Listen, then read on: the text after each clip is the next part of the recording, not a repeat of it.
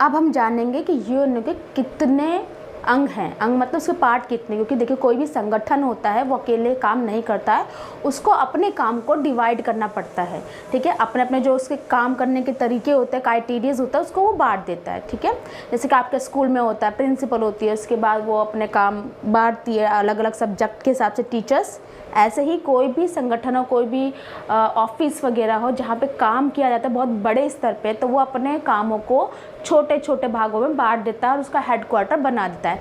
Same संगठन यानी UNO ने भी अपने साथ करा, जिसने उसने छः प्रकार के अपने अंग बनाए। तो हम पहले अंग के पास जाते हैं जिसका नाम है महासभा। महासभा में 193 सदस्य हैं। यही सदस्य जो है मिलकर सभी कार्य करते हैं। इसे हम लघु संसद भी कहते हैं। ठीक है, और ये हर जो इनके सदस्य होते हैं ना, उनको वो सिर्फ कार्यकाल उनका सिर्फ 1 साल का होता है। ठीक है, तो जो भी कोई कार्य होता है सबको समेट के चलना, सबको उनसे काम देना, उस काम को रीचेक करना, वो कौन करता है? महासभा। तो मैं रिपीट करती हूँ, महासभा यूएनओ का पहला अंग है जिसका काम होता है सभी कार्य को ध्यान से देखना, उसको सब रूल्स बनाना। ये सब कौन करता है? महासभा करती है, जो कि 193 सदस्य के साथ होती है। अब हमारा आता है दूसरा, जिसे हम कहते हैं न्याय परिषद। दूसरा अंग हमारा न्याय परिषद है। न्यास मतलब क्या होता है? ट्रस्ट, जिसमें हम पैसा यानी वो पैसे से जुड़ी चीज़ों से चलता है। अच्छा, मेरी बात मैंने आपको पहले भी कहा, कोई भी संगठन हो उसको चलने के लिए पैसा चाहिए, और ये अंतर्राष्ट्रीय संगठन है तो नॉर्मल सी बात है, वो ट्रस्ट यानी कि सबसे क्या लेगी? पैसा लेगी। तो वहाँ पे उसका पैसा जाता है, उसके हिसाब से वो जो है यूएनओ रन करता है। अब भारत जो है ना, इसमें सिर्फ 1% का ही योगदान दे पाता है। तो कहीं ना कहीं भारत का, समझ रहे हो ना, क्योंकि जो जितना पैसा देता है उतना ज़्यादा उसकी रेपुटेशन बढ़ती है। तो अभी हमारा क्योंकि सिर्फ 1% चलता है तो हम थोड़े ठीक ठाक में चलते हैं। चलिए अब हम आगे बढ़ते हैं। तो तीसरा हमारा आता है अंतर्राष्ट्रीय न्यायालय।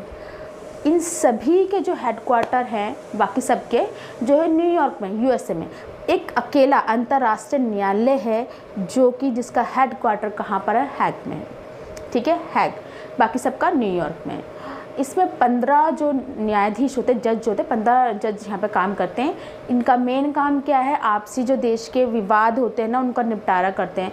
अगर मान लिया हमारा पाकिस्तान से कोई प्रॉब्लम है, श्रीलंका से प्रॉब्लम है, या फिर रूस का यूक्रेन से कोई प्रॉब्लम है, तो वहाँ की जो भी संभावनाएं होती हैं लड़ाई की या फिर आपसी मतभेद की, तो वो वहाँ पे सॉल्व होते हैं। यहाँ पे 15 न्यायाधीश होते हैं जो मिलके काम करते हैं। यहाँ पे इंडिया के भी बहुत सारे जो है न्यायाधीश बन चुके हैं। एक न्यायाधीश का कार्यकाल 9 वर्ष का होता है। इसका हेडक्वार्टर हैग में है, जिसका मेन कार्य है राष्ट्र के आपसी मतभेदों को हटाना, विवादों का निपटारा करना, उन्हें युद्ध तक नहीं लेके जाना। ये काम किसका है? अंतर्राष्ट्रीय न्यायालय का। यूएनओ का चौथा अंग क्या है? सचिवालय। सचिवालय किसी भी देश के, किसी भी संगठन के ना मेन काम को देखता है। उसकी जड़ एक्चुअली कौन होता है? मेन फोकस कहाँ रहता है? महासचिव करता है। उसका अंदर की डिटेल रखना, बाहर की डिटेल रखना। मेन कार्यकर्ता कौन होता है? महासचिव। सचिवालय का महासचिव जो कि कौन है? Antonio Guterres. ठीक है, ये जो पुर्तगाल के हैं, अभी तक भारत का एक भी यहाँ पे महासचिव नहीं बना है। तो आपको याद रखना है, सचिवालय जो है जो चौथा अंग है यूएनओ का, और उसका हेड है एंटोनियो गुटेरेस जो कि पुर्तगाल से। मेन काम इनका होता है पूरे यूएनओ के अंदरूनी बाहरी हर एक चीज़ को ध्यान से देखना और उस पर कार्यरत होना। अब हम यूएनओ के 5वें अंग के बारे में बात करेंगे, जो कि है सामाजिक एवं आर्थिक परिषद। जिस आपको इसके नाम से पता चल रहा होगा कि सामाजिक और आर्थिक रूप से जो क्षेत्र होते हैं ना, उन पर इनका फोकस रहता है। तो मेन पहला था इनका सामाजिक जो रूप से भेदभाव रहता है ना, उसे थोड़ा कम करना, और आर्थिक रूप से सभी देशों को थोड़ा सा आगे बढ़ाना। तो सामाजिक रूप से पहले इन्होंने फोकस करा लेबर पर। लेबर मतलब श्रमिक। ठीक है, क्योंकि हर देश में जो उद्योगपति होती है, या फिर आप कह सकते हैं कई देशों में श्रमिकों का जो शोषण बहुत होता था। तो यूएनओ के जो 5वां अंग था सामाजिक एवं आर्थिक परिषद, इसने फोकस लगाया लेबर पर, और इसने एक गठन करा ILO का, इंटरनेशनल लेबर ऑर्गेनाइजेशन, जो कि ये फोकस रखती थी हर देश के श्रमिकों के ऊपर कि उनकी जो स्थिति है वो कैसी है। अगर उसमें मानवता के खिलाफ जो जा रहा है, एक नॉर्मल, देखो आप काम करोगे तभी आपको पैसा मिलेगा, है ना, लेकिन कई बार क्या होता है कि जो व्यापारी होते हैं, या फिर आप बोल सकते हैं देश की जो राजनीति के जो लोग होते हैं जिन्हें मजदूरों से काम करवाते हैं, वो मानवता से गिर के काम करते हैं, अंधाधुंध काम करवाते हैं, जो कि वो उनके सेहत के लिए अच्छा नहीं है, उनके ना मानसिक, ना आर्थिक, ना ही सामाजिक, ना शारीरिक रूप से। तो ये फोकस लगाती है। जैसे कि पहले क्या था, 12-12 घंटे की ड्यूटी होती थी, महिलाओं को अलग टाइम लिया जाता था और उनको सैलरी कम मिलती थी, लिंग भेदभाव वगैरह जो होता था, ये जो सब है इन सबको कम करने के लिए यूएन के 5 जो अंग है उसने उस पर फोकस करा और ILO बनाया। ऐसे ही इन्होंने FAO भी बनाया, फूड एंड एग्रीकल्चर ऑर्गेनाइजेशन। ये इस बात पे ध्यान रखता है कि किसी देश में खाने की कमी तो नहीं है। देखो खाना तो मेन है ना, खाने की कमी अगर ऐसी होती है, स्थिति बनती है कि वो उतना विकास नहीं कर पाता, इतनी आर्थिक मंदी आती कि वो अपने जो नागरिक होता है उसे खाना तक नहीं प्रोवाइड कर पाता, तो ऐसे में FAO जो है उनको अपनी तरफ से जो है खाना प्रोवाइड करता है, जहाँ वो क्या करता है बाकी सभी सदस्य देशों से ट्रस्ट, मैंने बताया था ना, उससे पैसा जमा करता है और उनकी जनसंख्या के हिसाब से उनको वो खाना प्रोवाइड करता है। तो ऐसे इन्होंने और भी बहुत सारे संगठन बनाए थे, अपनी एजेंसियां बनाई थी। यूनिसेफ है और यूनेस्को है जो कि बच्चों पे फोकस रखते हैं, बच्चों की एजुकेशन, बच्चों के स्वास्थ्य के ऊपर फोकस रखती है। तो मेन है कि ये सामाजिक और आर्थिक जो परिषद बनाया था यूएनओ का, उसका मेन मकसद था पैसा नहीं, अंदरूनी चीज़ों को देखना, मानवता पर फोकस रखना, ठीक है, और उनको आगे बढ़ाना। अब हम आगे चलते हैं इसके छठे, जिसे हम बोलते हैं सुरक्षा परिषद। ये एक बहुत ही महत्वपूर्ण अंग है जो कि मेन काम करता है, और इससे क्या बोलते हैं, यूएनओ की पुलिस। हम यूएनओ के बहुत ही महत्वपूर्ण अंग के बारे में बात करने जा रहे हैं, जिसका नाम है सुरक्षा परिषद। सुरक्षा परिषद जो है विश्व की पुलिस मानी जाती है, ठीक है।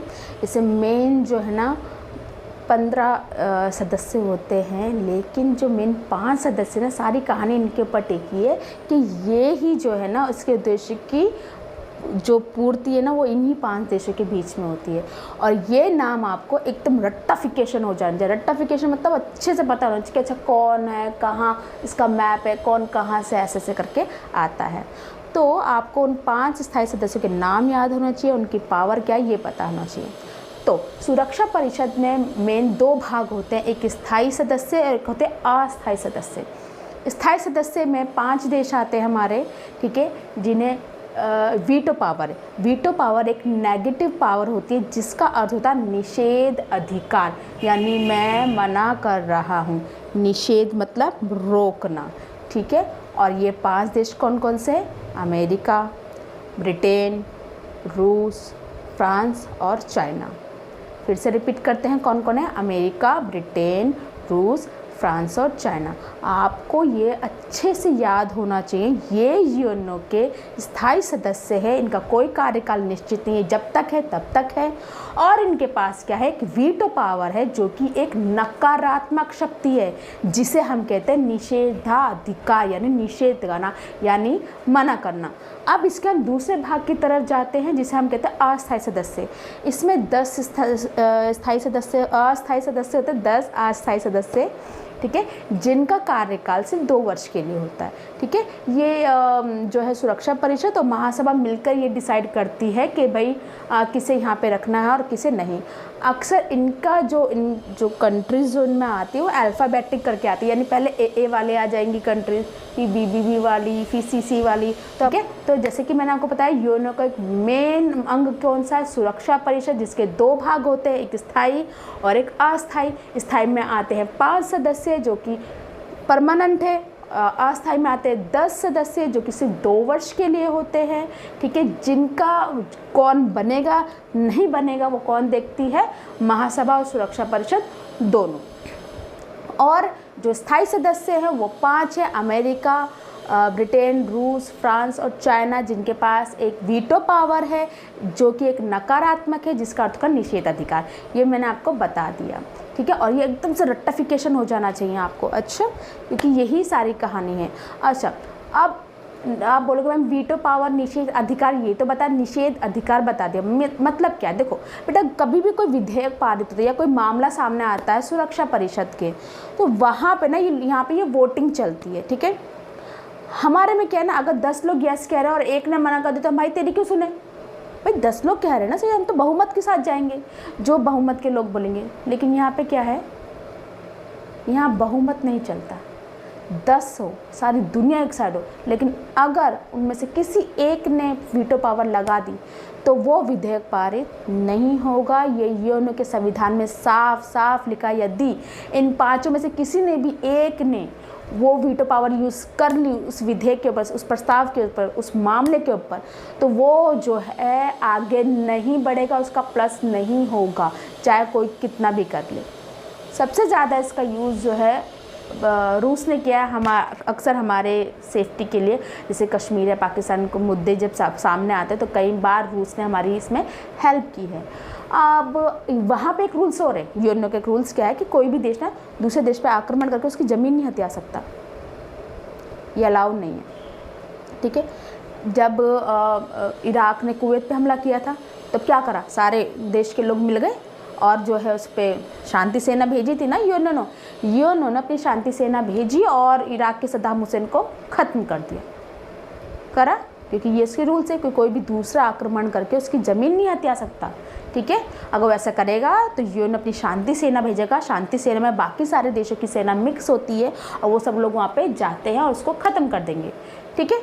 लेकिन ऐसा कुछ समय पहले किसने करा था, चाइना ने ताइवान पे भी करा है, तिब्बत पे भी हमला किया था, उनकी ज़मीन को भी हड़प लिया, तब शांति सेना क्यों नहीं आई?